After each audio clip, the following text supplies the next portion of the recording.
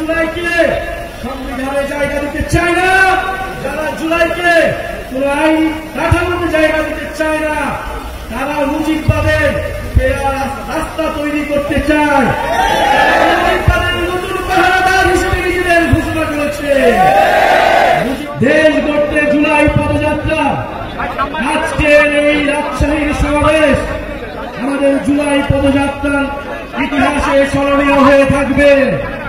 রাজশাহীর জনগণের অভূতপূর্ব সাড়া, রাজশাহীর এনসিপির নেতা কর্মীদের অক্লান্ত পরিশ্রম আজকের এই পদযাত্রাকে সফল করেছে। প্রিয় সংগ্রামী বন্ধুগণ, আপনারা ইতিমধ্যে শুনেছেন জুলাই গণঅভ্যুত্থানের 1 বছর হতে যাচ্ছে।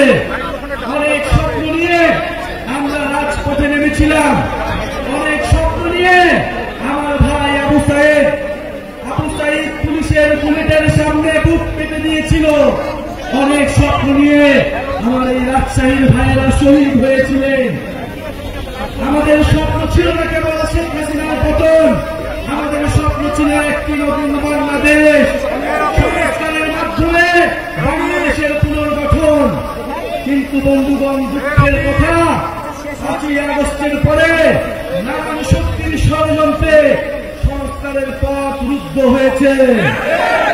বন্ধুগণ, আমরা স্বীকার করে নিচ্ছি আমাদের ভুল হয়েছিল, আমাদের সীমাবদ্ধতা ছিল, কিন্তু আজকে আমরা আপনাদের সামনে শপথবদ্ধ, এই ভুল আমরা আর করব না, আমরা আর সুযোগ দিব না। এই গণঅভ্যুত্থানকে, যারা এই সংস্কারের যাত্রাকে ব্যাহত করার চেষ্টা করছে, বাংলাদেশের জনগণ তাদেরকে কোনদিন ক্ষমা করবে না। প্রিয় বন্ধুগণ, 5ই আগস্ট 2024-এ আমাদের লক্ষ্য ছিল ফ্যাসিবাদের পতন, এবার আমাদের লক্ষ্য হচ্ছে বাংলাদেশের পুনর্গঠন। প্রিয় বন্ধুগণ, 5ই আগস্ট আমাদের লক্ষ্য ছিল গণভবন, এবার আমাদের লক্ষ্য হচ্ছে সংসদ ভবন। এবার জাতীয় সংসদকে আমরা জয় করব ইনশাআল্লাহ। জাতীয় সংসদে তরুণদের অভূতপূর্ব বিজয় উদযাপিত হবে সামনের নির্বাচনে। কিন্তু তার আগে কথা আছে, নির্বাচনের আগে অবশ্যই সংস্কারের সুরাহা হতে হবে, বিচারের সুরাহা হতে হবে।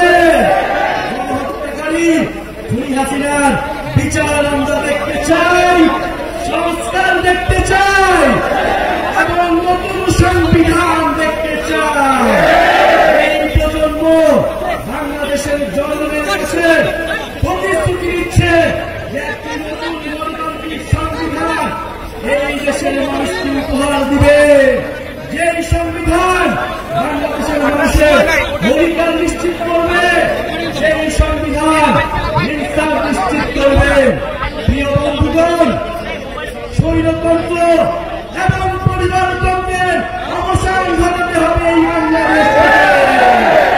মেধা এবং যোগ্যতার ভিত্তিতে আমরা নতুন রাজনীতি এবং নতুন বন্দোবস্ত গড়ে তুলব। প্রিয় বন্ধুগণ, রাজশাহীতে এসেছি, রাজশাহী সম্পর্কে দু একটি কথা বললেই নয়।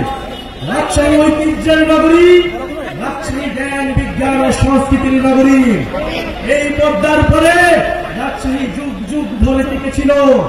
আজকের এই দিনে আমরা স্মরণ করছি মজলুম জননেতা মাওলানা ভাসানীকে, যিনি এই রাজশাহী শহর থেকে ফারাক্কা লং মার্চ শুরু করেছিল। আমরা ঘোষণা করছি, যদি আমাদের নদীর হিস্সা, আমাদের পানির হিস্সা আমাদের বুঝে নিতে হয়, আমাদের সীমান্তকে রক্ষা করতে হয়, তাহলে আমরা আবার লং মার্চ শুরু করব এই রাজশাহী শহর থেকে। আপনারা প্রস্তুত হন, 3রা আগস্ট শহীদ মিনারে দেখা হবে। জুলাই সনদ, জুলাই ঘোষণাপত্র আদায় করে ছাড়বো ইনশাআল্লাহ।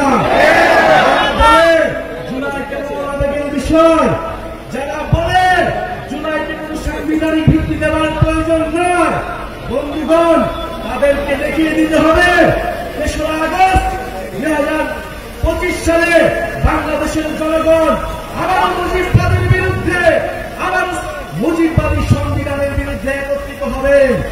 যারা জুলাইকে সংবিধানে জায়গা দিতে চায় না, যারা জুলাইকে কোন আইনি কাঠামোতে জায়গা দিতে চায় না, তারা মুজিববাদের রাস্তা তৈরি করতে চায়। মুজিববাদের নতুন পাহারাদার হিসেবে নিজেদের ঘোষণা করেছে। মুজিববাদের যারা পাহারাদার, তাদের বিরুদ্ধে আমাদের অবশ্যই প্রতিরোধ গড়ে তুলতে হবে।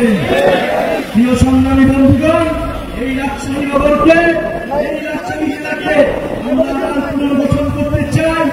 এই বরেন্দ্র অঞ্চলের হারানো ঐতিহ্যকে ফিরিয়ে আনতে চাই। রাজশাহীতে কর্মসংস্থান থাকবে,